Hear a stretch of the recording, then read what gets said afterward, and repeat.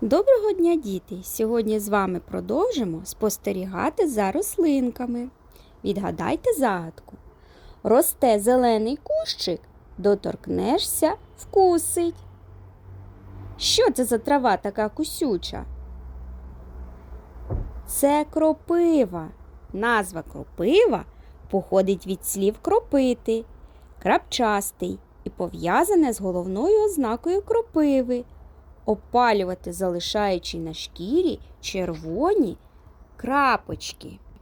В народі на неї говорять пекучка, жигалка, кропива жалюга, стрекучка. Як ви думаєте, чому кропива отримала такі назви? Кропива завжди росте біля будинків, під парканами, уздовж лісових стежок. Тому всі ми знаємо, як неприємні її опіки. Нам боляче, потім з'являється невеликий пухир, який починає свербіти. Чому не виникає це неприємне відчуття? Листя і стебла кропиви покриті безліччю пекучих волосків. В них знаходяться жалкі клітини, що містять їдку рідину. Коли ми торкаємося листочка, волосок проколює шкіру, верхня частина волосини відламується і вранку потрапляє в міст жалкої клітинки. Любить рости по тіснистих вологих місцях. Росте в посівах і на городах, засмічуючи їх.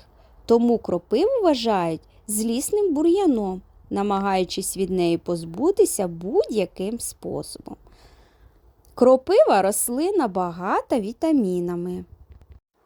Кропиву спеціально вирощують в деяких країнах. Корисний та смачний зелений борщик з кропивою, салати з листя. Листя кропиви перестають бути пекучими, якщо облити їх окропом. Зрізана і зів'яла кропива теж не пече. Кропива перша приходила на виручку людям у голодні роки. Кропива також є дуже цінним кормом для домашніх тварин.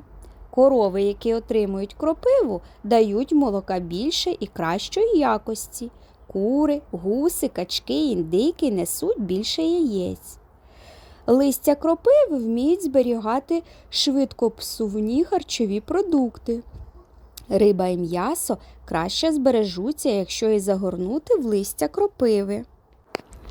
З волокон старої кропиви можна виготовляти грубі тканини для мішків і мотузки. Волокна кропиви дуже міцні. З кропиви отримують нешкідливу рослинну фарбу. З коренів кропиви роблять жовту, а з листя – зелену фарбу. У народній медицині вживають листя корені з кореневищами, плоди. Кропива вміє зупиняти кровотечі, лікувати деякі хвороби. А ще кропиву використовують в шампунях для волосся. Волосся, вимиті з використанням кропиви, краще ростуть, блищать, позбавлюються від лупи. Бур'яниста рослина, що не має гарних яскравих кольорів, а як обдаровує людину. І годує, і лікує, і фарбує. Мудра матінка природа, всяка трава для чогось потрібна. І ми, люди, повинні бути мудрими, вміти поважати і берегти всяке творіння природи.